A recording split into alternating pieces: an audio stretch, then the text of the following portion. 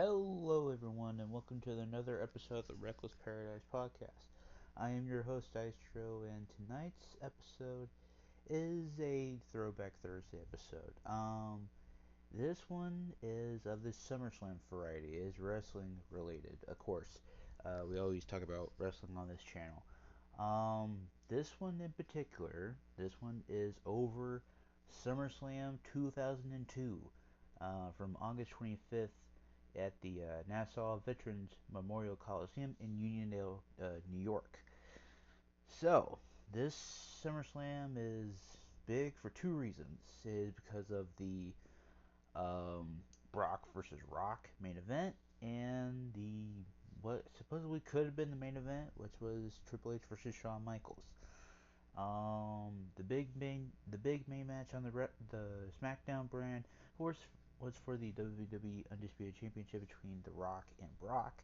Um, and this one was kind of a big money matchup. A little bit. And plus like it was a good coronation for Brock Lesnar because this was the kind of a swan song for Rock a little bit, um, and because like he was going for a hiatus a little bit, he would do his acting career and all stuff, and that took off, But then the other main match on the Raw brand was for between Shawn Michaels and Triple H. It was a unsanctioned street fight, uh, and this was Shawn Michaels' first SummerSlam since 1997, and um, and that match was actually could have been went on last. Hopefully, some of these other matches were good and all stuff in their own ways. Another inter-promotional matchup was like RVD and Chris Benoit. And other matches was like Undertaker and Test, and then the opening match of SummerSlam that year was Angle and Rey Mysterio, which is a classic match, to say the least. So this SummerSlam in particular is highly regarded among fans and critics as the greatest SummerSlam of all time, as well as one of the greatest professional wrestling pay-per-views of all time, often receiving comparisons to WrestleMania X7 the previous year in 2001. Um, this is, like I said, like one of the biggest SummerSlams of all time, and it was under the Ruthless Aggression era banner as well, which is like one of like the biggest like boom periods of that era. 14,797 people in attendance that night, 540 540,000 pay-per-view buys, which is really really good. Um, let's compare that to that previous year's SummerSlam was 570,000. So they kind of did a pretty good number. Um, in the in the last 3 years, it was like 02, 01, and 2000. It was like over 500,000, over 500,000. Um, SummerSlam '99 did 600,000, so it's kind of just a little bit of a dip, but that's not a huge dip in the long run. You had Jerry Lawler and JR on commentary for Raw, Michael Coles and Taz for SmackDown, and the brands GMs of that time was Eric Bischoff on Raw, Stephanie McMahon on SmackDown. So the first match was between Angle and Mysterio. The match started with Mysterio getting the advantage over Angle as he hit him under the ring, and when Ray's music hit, he took Angle down with a head scissors. The two entered the ring, which saw Mysterio execute a head scissor takeover. Mysterio attempted the 619, but Angle ducked it and dominated Mysterio. And he would not just stop uh, fixing his mask. However, Mysterio was able to execute a senton from the ring to the floor onto Angle, and then Mysterio delivered a 619 and the West Coast Pop for a 2 count. And then Angle turned a diving hurricanrana into the ankle lock, which Rey Mysterio tapped out. And that was like Rey Mysterio's like pay-per-view debut match, and it's like he gets like that main event, like, well, not main event, but um like what would you call it, that good showing against Kurt Angle, who's been in the business since like '99. So like he's 3 years into the business right there. So like he's still got a lot to prove. Next match was like it was a contest between Ric Flair and Chris Jericho. Um, it was just like I don't know. It's like Flair and Jericho. It's like one of those things where it's like I think Brian Zane put it perfectly. It was like old man doesn't like rock and roll, so he's beating up Jericho because it doesn't like rock and roll or something, which was like kind of funny. Um, it was a kind of short and sweet match to be fair.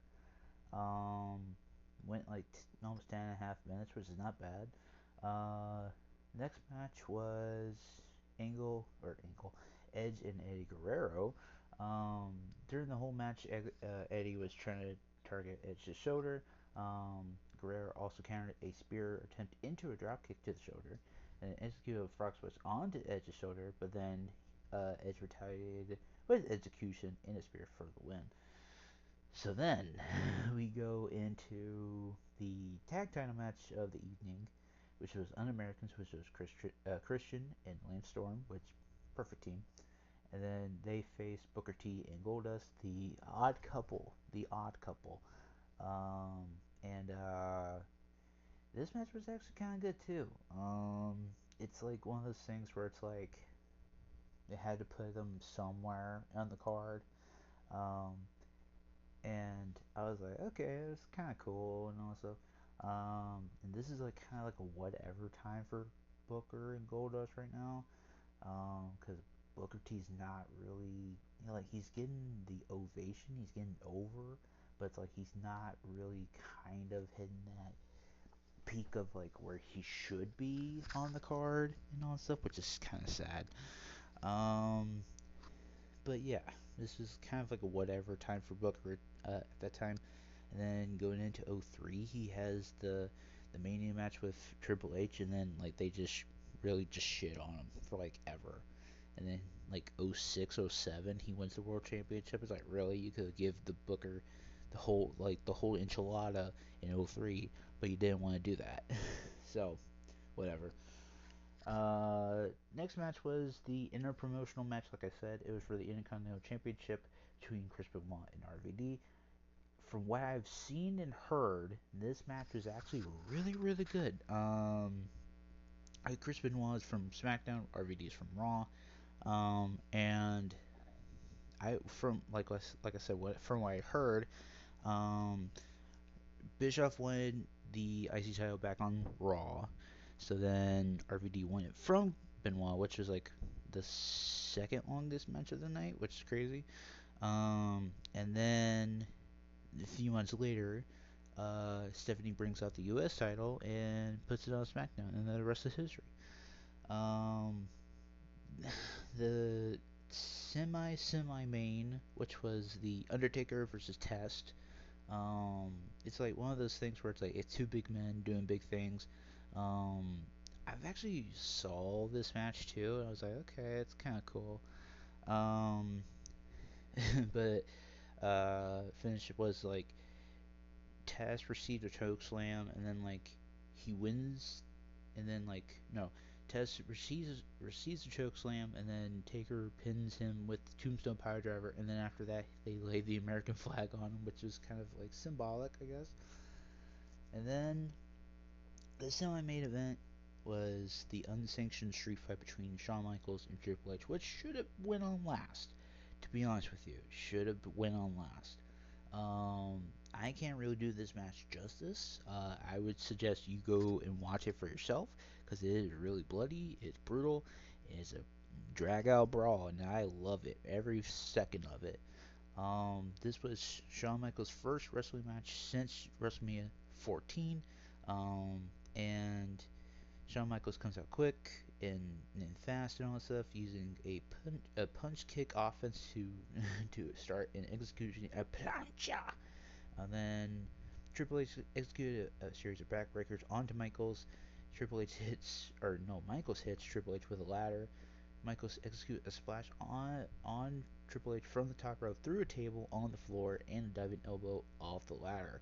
The match comes to an end when Michaels goes for sweet chin music, which Triple H counters into the pedigree, but Michaels counters into a jackknife roll up for the win, which is actually a really good finish because, like, Michaels was like during, he came around during like 80s, like the mid 80s and all that stuff. So it was kind of like one of those, like, I guess like old school finishes, if you want to call it that. Um, but after match, Triple H is a sore loser. Hits Michaels he hits Shawn Michaels with the sledgehammer twice, and then forced to do a stretcher job. And then Rock versus Rock. Okay, so I'm not gonna try to shit on this match too much. This is like Brock Lesnar's biggest test to date, because it's like, it's The Rock. You gotta face The Rock. Um, Lesnar kind of dominates early with some power moves, which is good to see. Rock goes for the shitty sharpshooter. And plus, Paul Heyman was in Lesnar's corner at the time, which is like, I love Lesnar and Paul Heyman together, from back then and now. And then Rock goes for a rock bottom, and he puts Heyman through the table, a broadcast table, I should say, through the table. And then Brock and Rock give each other a rock bottom, the Brock Rodham, the Brock Rodham. Wow. And then match comes to an end when Lesnar stomps the people's elbow and a rock bottom, and then executes the F5 on the Rock for the win and the title. And then Lesnar remained the youngest world champion in WWE history until '04, when Randy Orton won the World Heavyweight Championship from Chris Benoit. So, I mean, this show from top to bottom, it tells you what you need to know about every single aspect of the ruthless aggression era. Because, like, this is like when some people were just kind of on the cusp of achieving greatness. So you have the SmackDown 6, like, maybe I'm trying to think, like, Angle, Mysterio, Edge, Guerrero. So you have 4 of the main 6 of the SmackDown 6 on this pay-per-view. That's what it shows me, that, SmackDown was the A show, because they are pulling out all the stops for everything. Um, and plus, like, in the weeks and months to come, or no, actually, Benoit's in there. So 5 out of the 6 of the SmackDown 6 is on this pay per view, and they show out on every match that they do, which tells me that SmackDown during the Ruthless Aggression era was like, it was always the A show, not Raw. But then, over the years, things have changed and come and go and all that stuff. But nowadays, like, Raw and SmackDown, maybe sometimes NXT, they're kind of a good show here and then. I mean, it's like, like I said, with like Angle, Rey Mysterio, Eddie Guerrero, Edge, and Benoit, that's 5 out of the 6, and then you're gonna have Chavo coming in. So now you're gonna have some all-timer matches. You have all-timer tag team matches. Like, I think later on in the year, in '02, you have the tournament finals for the WWE tag titles between Edge and Mysterio versus, like, Angle and Benoit, which is like one of the best matches on that card of that whole show. Um, and it just tells me that, this ruthless aggression era is gonna make a lot of more stars out of what they have. But then it's like I said, the SmackDown 6 era. That's like the peak of that ruthless aggression era. Um, and I mean, I could go into whole detail for that, but I'd rather say that for another episode about that. But I think overall, like Summerslam '02 is a really good show from top to bottom. I mean, if you can cut maybe one match of it, I would say maybe Ric Flair and Chris Jericho. It's really probably not really needed. But all the other rest of the matches, like they're really solid. Um, and plus, like it gets the hype that it should have. I do really say, I do really want to say that the Shawn Michaels and Triple H match should have went on last because all the air got sucked out of that stadium when Triple H and Shawn Michaels put that on that spectacle. Because not a lot of people really wanted to see Brock versus Rock. Just saying. But that is going to do it for this episode tonight. Um, if you have made it to the very end of this video, please make sure to follow us on all social media links in the description below, which will take you to our link tree, which will take you to our Instagram pages, our Twitter pages, the podcast Reddit page, my gaming YouTube channel, and tonight's song of the night is a request from Marissa herself. It is from Rammstein, and it is called Du Hast. And there is a music video for it. And if you do not know who Rammstein is, you've been living under a rock. But if you do know who they are, you are awesome. But I want to say thank you guys for listening and or watching. And yeah, tonight's song of the night, Du Hast by Rammstein, and that's it. And I will see you next week for another episode of Reckless Paradise Podcast. Peace.